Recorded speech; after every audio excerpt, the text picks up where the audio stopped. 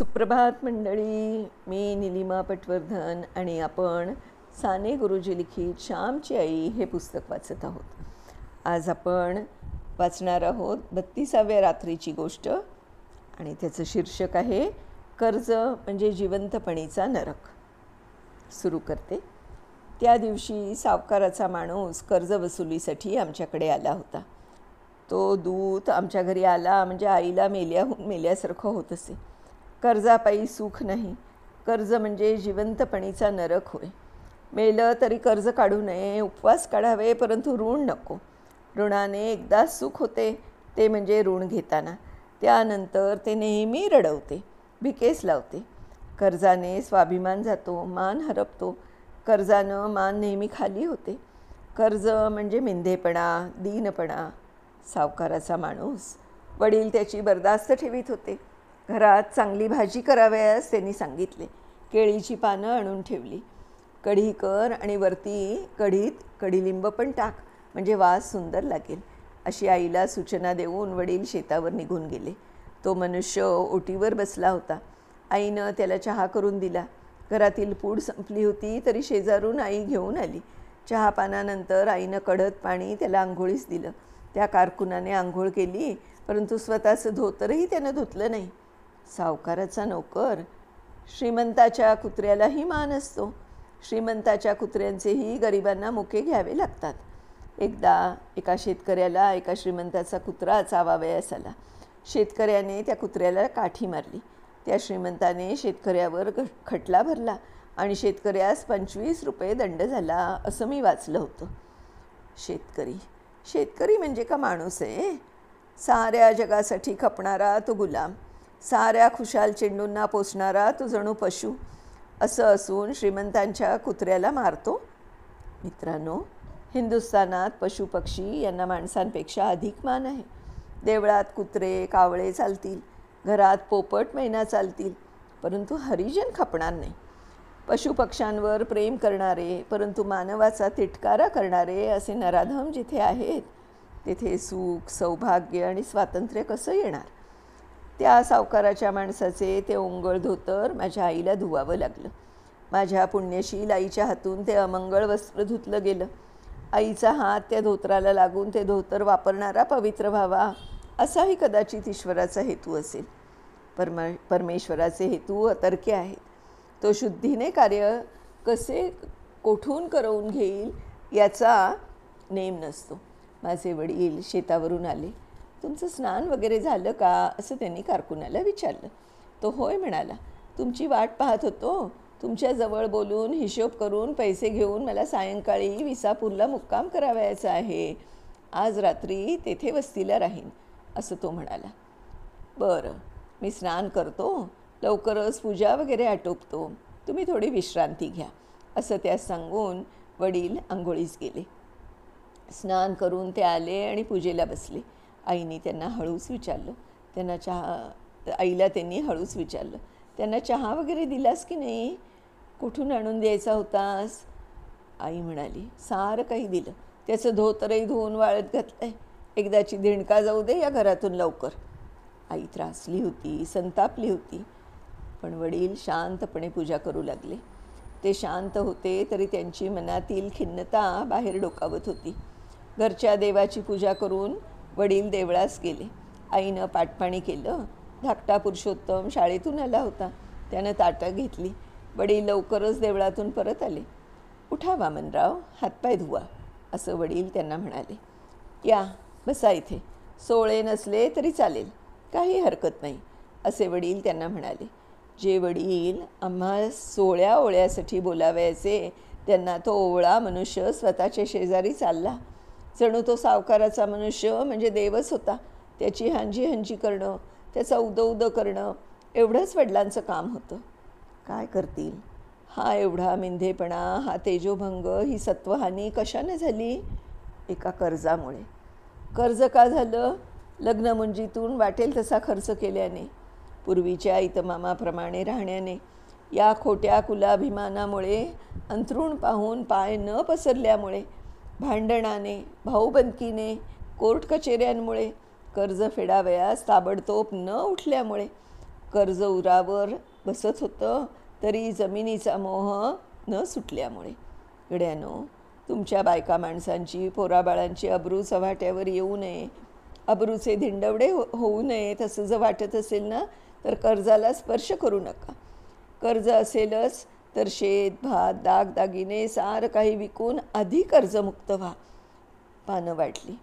वामनराव आणि आमचे वडील जेवावयास बसले. पुरुषोत्तम, छानदार श्लोक म्हण. वामनराव शाबासकी देतील असा म्हण, वडिलांनी सांगितलं. पुरुषोत्तमाने श्लोक म्हटला, परंतु त्याला शाबासकी देण्याइतकं वामनरावांचं हृदय मोठं नव्हतं. सावकाराकडे राहून तेही निष्प्रेम अनुदार होत चालले होते. आढ्यताखोर आणि दिमाखबाज होत चालले होते. संकोच नका करू वामनराव, भाजी घे आणखी, वाढ गा आणखी एक पळीभर असं आईला सांगून आग्रहपूर्वक वामनरावास वडील जेवित होते. वामनराव विशेष काही बोलत नव्हते. तो साधा स्वयंपाक त्यांना आवडलाही नसेल. चमचमीतपणा स्वयंपाकात नव्हता. शेवटी जेवणं झाली. वामनराव आणि वडील ओटीवर बसले. वामनरावास सुपारी लवंग देण्यात आली. त्यांना प्यावयाला ताजं पाणी पाहिजे होतं म्हणून फासाला तांब्या लावून पाणी आणण्यासाठी पुरुषोत्तम विहिरीवर गेला. थंडगार पाणी तो घेऊन आला. वामनराव प्यायले. आई घरात जेवावयास बसली. मग काय भाऊराव, व्याजाचे पैसे काढा. तुम्ही आजचा वायदा केला होता. आज 75 रुपये तरी तुम्ही दिलेच पाहिजे. हे फुकट दौडू नका. तुम्ही सांगितलं होतं आज या वेळेला म्हणून आलो, वामनराव बोलू लागले. हे पहा वामनराव, 10 मण भात होतं ते सारं विकलं. त्याचे काही पैसे आले. काही नाचण्या होत्या त्या विकल्या. इकडून तिकडून भर घालून 25 रुपये तुमच्यासाठी बांधीव तयार ठेवले आहेत. आज इतकेच घेऊन जा. मालकांची समजूत घाला. आमच्यासाठी 4 शब्द सांगा. पैसे काही बुडणार नाहीत म्हणावं. हळूहळू सारा फडशा पाडू, बेबाक करू. जरा मुलं मोठी होऊ देत, मिळवती होऊ देत. एक यंदा प्रिव्हियसमध्ये गेला आहे. हे पहा वामनराव, शेणातले किडे का शेणातच राहतात, तेही बाहेर पडतात. माझे वडील अजीजी करून सांगत होते. ते मी काही ऐकणार नाही. पैसे घेतल्याशिवाय येथून हलणार नाही. हे नवीन घर बांधलं त्याच्यासाठी तुमच्याजवळ पैसे आहेत. मुलांना इंग्रजी शाळेतून शिकवण्यासाठी तुमच्यापाशी पैसे आहेत. फक्त सावकाराचं देण्यासाठी पैसे मात्र नाहीत. अहो, सावकारांचा वसूल आला नाही तर आम्हाला तरी पगार कुठून मिळणार? ते काही नाही. आम्हालाही मालकासमोर उभं राहावयास शरम वाटते. रुपये द्या. वामनराव रागाने बेमुरवतखोरपणे बोलत होते. तो तरी काय करील? तोही गुलामच. वामनराव, काय सांगू तुम्हाला. घर ते काय, अहो केंबळी घर, मापाच्या भिंती. तिचा आग्रह म्हणून बांधली मठी. उभारला हा गुरांचा गोठा. परंतु हे लहानसं घर बांधावयासही तिच्या हातातल्या पाटल्या विकाव्या लागल्या. वडील शिरमिंदे होऊन सांगत होते. वडील बाहेर बोलत होते. घरात आईच्या भातात डोळ्यातील टिपं गळत होती. पोटात शोक मावत नव्हता. भात गिळवत नव्हता. घर बांधायला पाट्या विकल्यात, सावकाराचं देण्यासाठी बायको विका, असं वामनराव निर्लज्जपणे बोलला. विजेसारखी आई उठली. मोरीत हात धुवून ती बाहेर आली. तिच्या डोळ्यातून शोक संतापाच्या जणू ठिणग्या बाहेर पडत होत्या. ती थरथरत होती. ओटीच्या दारात उभे राहून आई त्वेषाने म्हणाली, या ओटीवरून चालते व्हा. बायको विका असं सांगायला तुम्हाला लाज नाही वाटत? तुमच्या जिभेला काही हाड आहे की नाही? तुम्हाला बायको आहे की नाही? इथून चालते व्हा आणि त्या सावकाराला सांगा की घरादाराचा लिलाव करा, परंतु असं बोलणं ऐकू नका. खुशाल दवंडी पेटा, जप्ती आणा, परंतु पोराबाळांच्या देखत असे अभद्र बोलू नका. ठीक आहे, आम्ही तरी त्याचीच वाट पाहत आहोत. या महिन्यात तुमच्या घरादाराची जप्ती नाही झाली तर मी वामनराव नव्हे, एका बाई माणसानं भाऊराव आमचा असा अपमान करावा का? वामनरावांनी वडिलांना विचारलं. तू घरात जा. जातेस की नाही? माझे वडील रागाने बोलले.